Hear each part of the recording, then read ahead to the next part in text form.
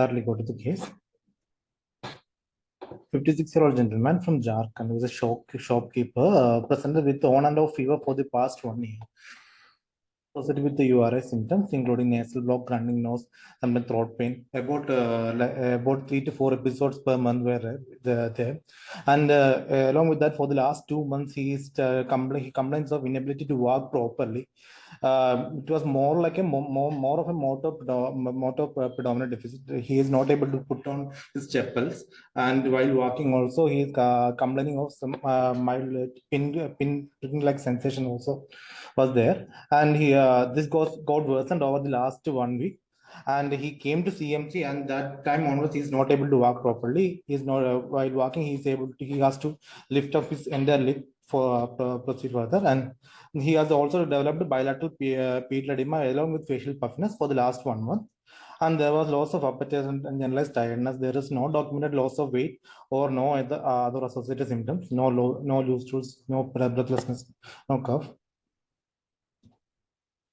And coming to the past history, he is a case of reactive airway disease for the past 15 years. There was no proper documentation. He was taking Ayurvedic medication from the local indigenous doctors. So, and coming to personal history, there is no history of any substance abuse, and he had normal speed, normal bowel and bladder habits.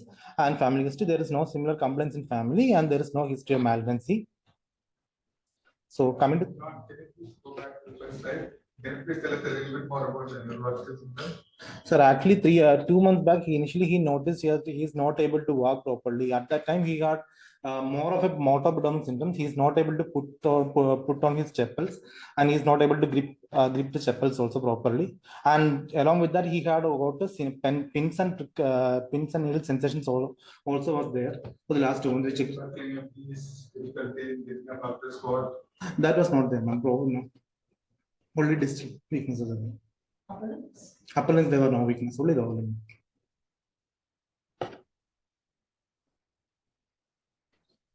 Coming to the examination on examination vital 75 beats per minute, regular, and there is no radio regular. BP 140/90 millimeters of mercury on right arm. There was no postal variation. Respiratory rate was 18 per minute. There was mild pallor, bilateral pitching pedal edema was there, and along with some facial puffiness. There was no icterus, no clubbing, no sinus, no lymphadenopathy. There were no rashes also. Other systemic examination, respiratory examination, bilateral scattered clubs, wheeze was present. Along with that, examination was and our abdominal examination were within normal limit. Coming to the CNS examination, higher mental functions were within normal limit. Cranial nerves, there was examinations were also within normal limit. Coming to motor system examination, bulks were equal in both limbs, and their upper limb powers in all joints were 5/5, and lower limb in hip and as well as knee were 5/5. But in the ankle, dorsiflexion was 1/5 on both sides, along with plantar flexion was 3/5, slightly better than the dorsiflexion was there. And coming to sensory examination, reduced fine touch sensation over the dorsum and plantar aspects of wound, but proprioception was intact, and vibration sensation has reduced in both foot, but pain and temperature sensation were preserved. Angle jerks were absent. Reduction is reduced up to where?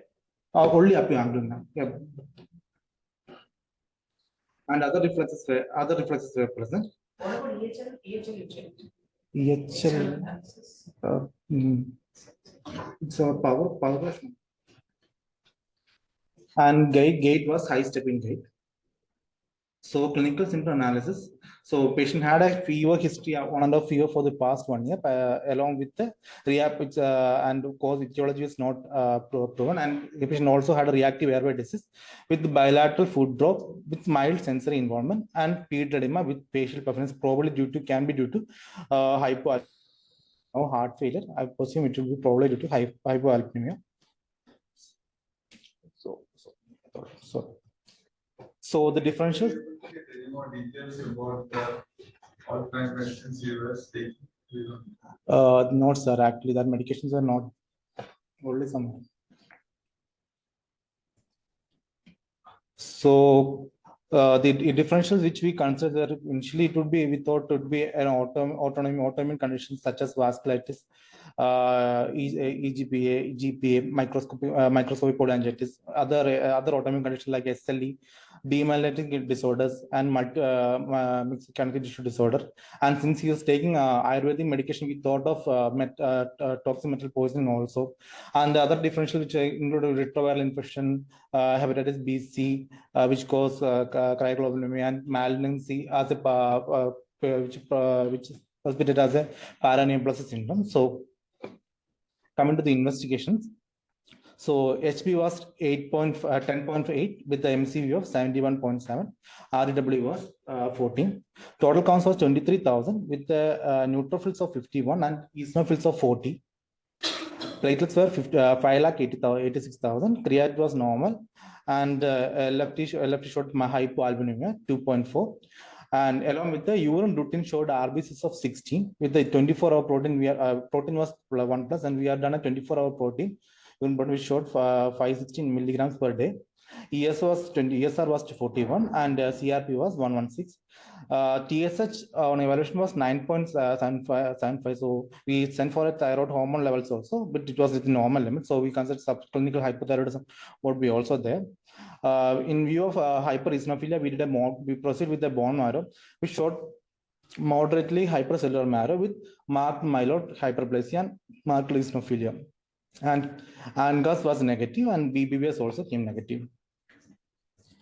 So we did imaging of CT thorax and abdomen, which showed mild bronchial wall thickening in few areas of peripheral, few areas with the peripheral mucus plugging in bilateral lower lobes of lungs related to underlying small airway disease. Otherwise, no significant abnormalities. EMG NCV was done, which showed sensory motor axonal polyneuropathy over the lower limb. Nerve biopsy was done, which showed a moderate asymmetric nerve fiber loss, acute axonal degeneration, features consistent with axonopathy. ANGAS VSN, which showed anti-MPO of 120, which is come positive. So, coming to the final diagnosis, eosinophilic granulomatous with polyangiitis, with anti-MPO came positive and significant eosinophilia, and there was a history of reactive airway disease and subnephrotic proteinuria along with the peripheral neuropathy. So, about the disease, it's a rare ANGA-associated vasculitis associated with asthma, eosinophilia, and granulomatosis, which can involve several organs. The incidence of EGPA varies between 0.5 to 4.2 cases per million people per year. Its prevalence is between 10 to 14 millions per cases per million inhabitants globally. EGPA usually go through 3 phases. In the acute phase, the first phase will be predominant allergic phase, which can last for several years, which is marked by asthma and chronic rhinosinusitis. And there is an eosinophilic stage followed by that, which can be due to peripheral eosinophilia, and there can be end organ damage can start from this phase onwards. And there is a vasculitic phase, which is characterized by due to small vessel vasculitis, for example, mononeuritis multiplex and glomerular nephritis. However, this phase can be overlapped also. In our phase, in our patient, exactly the phase were almost followed. So I want to discuss about the guidelines which got recently published in Nature regarding the evidence-based diagnosis and management of eosinophilic granulomatous. I want to stress on few guidelines. So for all patients which are suspecting for EGPA, ANGAS should be done. ANGAS are detected about 30 to 40% of these patients. If of MPO will be most frequently show vasculitis. And if a patient is ANCA positive, their chance of having their symptoms would be probably eosinophilia along with the chronic rhinosinusitis with asthma, glomerular nephritis, peripheral neuropathy, and purpura. But if the patient is having ANCA negativity in cases, they will have predominantly other system involvement like cardiomyopathy, gastroenteritis, and lung infiltrates can be seen in ANCA negative patients. Another guideline is there is a score called 5-factor score, which predict the risk of mortality in patients with the EGPA, which can be used in polyarteritic noditis, nodosa, and microscopic polyangiitis also. So in 5-factor score, which includes renal insufficiency, that is create of more than 1.8, and proteinuria more than 1 gram, and cardiomyopathy or gastrointestinal tract or CNS involvement. As well as we can consider for treatment with the steroids, we can consider peripheral neuropathy also included, can be also included in this prognostic matter. So coming to the management, if a patient comes with the new onset EGPA, so we have to check for the 5-factor score. If it's more than or equal to 1, or presence of peripheral alveolar hemorrhage or any other life-threatening manifestations are there, we have to proceed with intravenous medial prednisolone pulse followed by oral glucocorticoids with cyclophosphamide pulse or Gritux.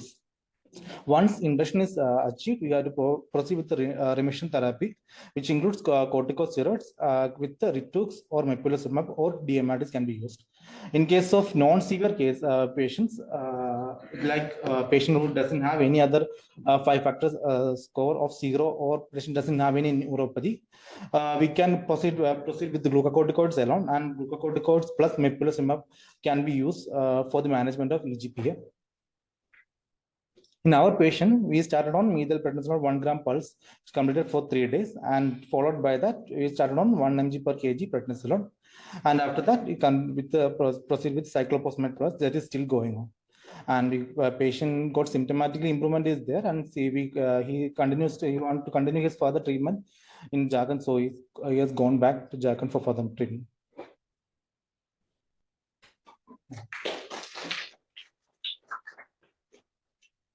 Thank you. This patient has symptomatic improvement in the form of. Actually, initially he was having very much tiredness. He's not able to walk properly. He was walking with supports. Then after we started on physiotherapy also along with drugs. After that, after physio, there was significant improvement. He was started to walk by himself with walker. Then. Yes, axonopathy. And he improved so dramatically. Not dramatically, sir, but just in case only he can walk with. He said he has been symptomatic for the last 1 year. 1 year for. Any evaluation at all in the last one? He went to some local hospital. At that time, they were treating with multiple antiviruses alone. That's for fever, but alone. For the last 2 months, he has developed this weakness. Did your patient have any cushingoid features? No, sir. No, ma'am. What was the complementary alternative medicine they were taking? Was it amylase?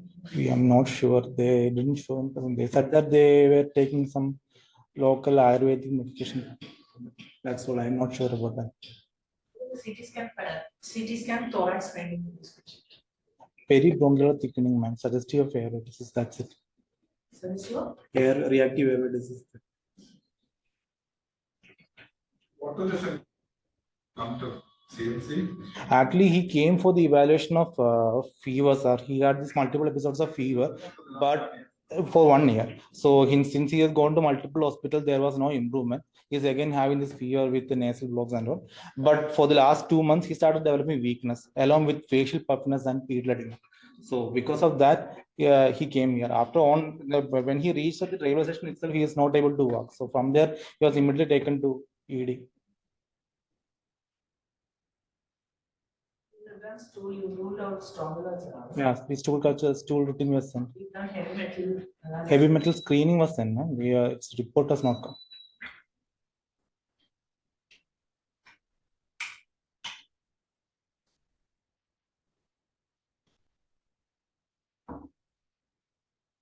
Further questions? Thank you.